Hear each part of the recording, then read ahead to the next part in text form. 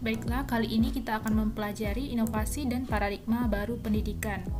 Konsep dasar inovasi dan paradigma baru pendidikan akan dibahas melalui video ini. Yang pertama, inovasi pendidikan. Inovasi pendidikan adalah suatu ide, barang, metode yang dirasakan atau diamati sebagai hal yang baru bagi seseorang atau sekelompok orang atau masyarakat, baik berupa hasil inversi atau penemuan baru atau discovery baru ditemukan orang yang digunakan untuk mencapai tujuan pendidikan atau untuk memecahkan masalah yang dihadapi. Prinsip-prinsip inovasi pendidikan. Prinsip inovasi menurut Peter M. Drucker dalam bukunya Innovation and Entrepreneurship dalam Tilar 1999 halaman 356 bahwa yang pertama, prinsip inovasi yaitu memerlukan analisis berbagai kesempatan dan kemungkinan yang terbuka. Yang kedua, inovasi bersifat konseptual dan perseptual. Yang ketiga, inovasi harus dimulai dengan yang kecil. Selanjutnya, inovasi diarahkan pada kepemimpinan atau kepeloporan. Kemudian tujuan inovasi pendidikan. Adapun tujuan dari inovasi pendidikan yaitu mengejar ketertinggalan yang dihasilkan oleh kemajuan ilmu dan teknologi sehingga semakin lama pendidikan di Indonesia semakin berjalan sejajar dengan kemajuan tersebut. Selanjutnya mengusahakan terselenggarakannya pendidikan sekolah dan luar sekolah bagi setiap warga negara. Kemudian tujuan jangka panjang yaitu terwujudnya manusia Indonesia seutuhnya. Dan tujuan lain yaitu memecahkan masalah pendidikan dan menyongsong arah perkembangan dunia kependidikan yang lebih memberikan harapan kemajuan lebih pesat. Adapun arah inovasi pendidikan yaitu invention atau penemuan, kemudian development atau pengembangan, diffusion atau penyebaran, adaptation atau penyerapan, kemudian adapun pendekatan yang dilakukan untuk pemecahan masalah pendidikan yang kompleks dan berkembang, yang pertama ada pendekatan sistem, kemudian pendekatan sosial, pendekatan tenaga kerja, dan pendekatan untung rugi. Selanjutnya masalah-masalah dalam inovasi pendidikan, yaitu yang pertama, kuantitas dan pemerataan kesempatan belajar, yang kedua, kualitas, yang ketiga, relevansi, dan yang terakhir, efisiensi dan keefektifan. Selanjutnya, sasaran inovasi pendidikan. Yang pertama ada guru, yaitu berperan pada inovasi di sekolah, tidak terlepas dari tatanan pembelajaran yang dilakukan di kelas. Selanjutnya yaitu siswa.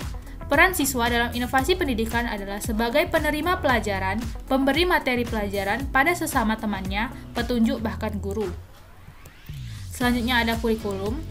Peran kurikulum memegang peranan yang sama dengan unsur-unsur lain dalam pendidikan. Inovasi kurikulum adalah gagasan atau praktik kurikulum baru dengan mengadopsi bagian-bagian yang potensial dari kurikulum tersebut dengan tujuan memecahkan masalah atau mencapai tujuan tertentu. Selanjutnya ada fasilitas. Dalam inovasi pendidikan, fasilitas ikut mempengaruhi kelangsungan inovasi yang akan diterapkan. Selanjutnya ada lingkungan sosial masyarakat. Lingkup sosial masyarakat tidak secara langsung terlibat dalam perubahan tersebut, tetapi bisa membawa dampak baik positif maupun negatif dalam pelaksanaan pembaharuan pendidikan. Selanjutnya, bentuk-bentuk inovasi pendidikan. Yang pertama ada top-down model, yaitu inovasi pendidikan yang diciptakan oleh pihak tertentu sebagai pimpinan atau atasan yang ditetapkan kepada bawahan dengan cara mengajak, menganjurkan, bahkan memaksakan suatu perubahan untuk kepentingan bawahannya. Selanjutnya ada bottom-up model, yaitu model inovasi dan hasil ciptaan dari bawah, serta dilaksanakan sebagai upaya meningkatkan penyelenggaraan dan mutu pendidikan. B. Inovasi pembelajaran. Beberapa alasan mengapa harus menerapkan pembelajaran yang inovatif, yaitu jumlah informasi yang sedemikian banyak di satu sisi, sementara di sisi lain terbatasnya jumlah waktu yang tersedia. Tidaklah mungkin bagi guru untuk memberikan semua informasi dalam bentuk jadi kepada siswa atau mahasiswa. Selanjutnya, tidak semua aspek pengetahuan dapat diajarkan dengan cara yang sama, apalagi hanya dengan satu cara. Yang ketiga, hasil penelitian dilakukan dalam 25 tahun terakhir tentang otak manusia menunjukkan bahwa drill hanya mengembangkan satu bagian otak manusia yang disebut batang otak. Atau otak manusia terdiri dari batang otak, sistem limbik, dan neokorteks atau atau otak berpikir. Yang keempat yaitu pembelajaran ilmu kealaman atau natural science dan matematika diajarkan lebih baik dengan cara bagaimana ilmu itu ditemukan oleh para ahlinya. Kemudian, bagaimana inovasi pembelajaran dilakukan? Yang pertama yaitu berpusat pada siswa, berdasarkan masalah, kemudian terintegrasi, berorientasi masyarakat, menawarkan pilihan, sistematik, berkelanjutan. Kemudian, cara memilih strategi pembelajaran yang pertama yaitu harus memperhatikan tujuan pembelajaran, aktivitas dan pengetahuan awal siswa, integritas bidang studi atau pokok bahasan, kemudian alokasi waktu dan sarana penunjang. Dan yang terakhir adalah jumlah siswa. Kemudian yang C, bagaimana pembelajaran dilakukan? Seyogyanya, pembelajaran dilakukan mempertimbangkan pembelajaran kontekstual atau CTL, Contextual Teaching and Learning. Filosofi CTL adalah bahwa pengetahuan dibangun oleh manusia sedikit demi sedikit yang hasilnya diperluas melalui konteks yang terbatas dan tidak sengkoyong-koyong. Kemudian, ada 7 pilar pembelajaran kontekstual. Yang pertama, inquiry, yang kedua, bertanya, yang ketiga, konstruktivisme, kemudian masyarakat belajar, pemodelan, penilaian autentik, dan refleksi. Selanjutnya, model pembelajaran atau strategi yang berasosiasi dengan CTL yaitu ada direct instruction, cooperative learning, problem-based instruction, learning strategy.